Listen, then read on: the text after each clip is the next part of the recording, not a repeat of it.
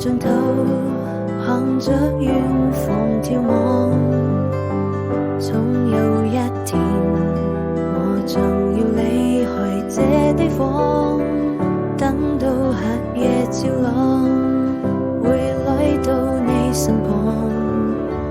你是我心中的太陽，就像那一片星光，因為你是夜空中閃耀的光芒，生活充滿力量，它在苦難中成長，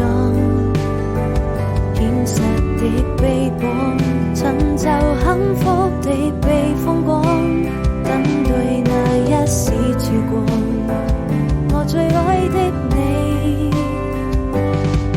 在那